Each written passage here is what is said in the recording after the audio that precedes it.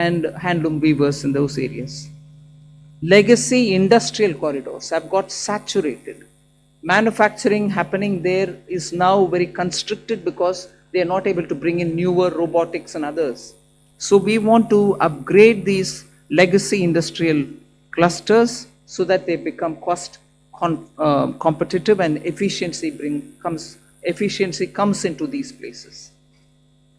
Even more important is the champion MSMEs, small and medium industries, entrepreneurs, MSMEs, who are going to be given all the support, and three-pronged approach is being taken up there. We are giving equity support, we are giving also liquidity support, above all professional support for them, so that MSMEs, the equity support is supported by a 10,000 crore SME fund, growth fund. Above all, we are also topping up the Self-Reliant India Fund with 2,000 crores. So MSMEs should not feel any dearth of resources for equity. Similarly, they shouldn't feel any difficulty for liquidity in their hands, because the TREADS platform will now be treated almost as a backed up, security backed up instrument with which they'll be able to discount and get their monies. For professional support, we're working with the Chartered Accountant and Cost Accountant institutes so that they can create corporate mitras who can help these MSMEs in filing their returns, doing their accounts, and so on. Above all, for youth and training, there's so much. You've heard the speech, so I won't want to take your time on it. High-powered education to employment enterprise, standing committees being formed so that they can recommend measures for service sector as a core driver of Vikasit Bharat.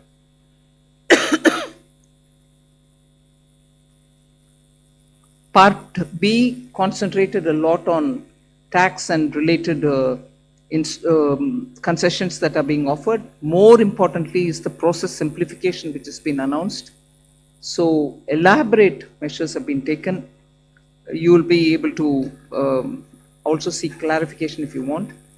New export opportunities for fishermen who can go into the economic India's zones, high seas, and also assess and access the global markets. The one very touching, and I really was moved by this proposal, is where we have identified 17 drugs or medicines which are going to be basic custom duty exempt, which are important for cancer patients. Similarly, 7 more rare diseases are added to the import exemption list of the import duties. Baggage clearance and personal items which you bring in when you travel are all being given enhanced duty-free allowance. Besides that, there are quite a few direct tax and indirect tax proposals. Decriminalizing the penalty proceedings and support to the IT sector are some of the high points. As an opening remark, I'll conclude here. I'm sure you'll be able to ask questions and seek clarification. Thank you for coming. Thank you, ma'am. I'll start this question, taking the questions. First question is 17.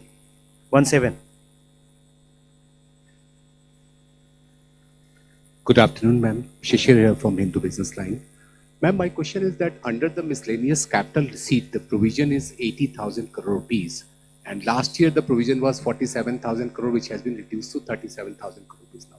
Does this mean that there will be more equity monetization this year, or there will be more focus on the asset monetization of CPSEs? So you've got it rightly. The intent is that we will have a very strong asset monetization plan in place. Last year, ma'am had announced in the budget that there will be a pipeline prepared, which is being done. So we hope to reap the dividends from that.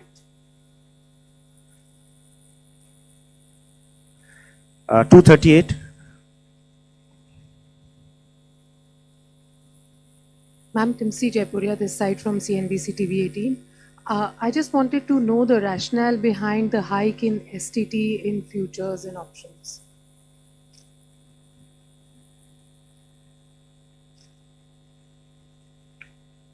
So, first of all, I believe some confusion. In fact, the question that you have asked rightly reflects the announcement itself, that the only change made in STT is in the future and options. All the other STT rates remain the same.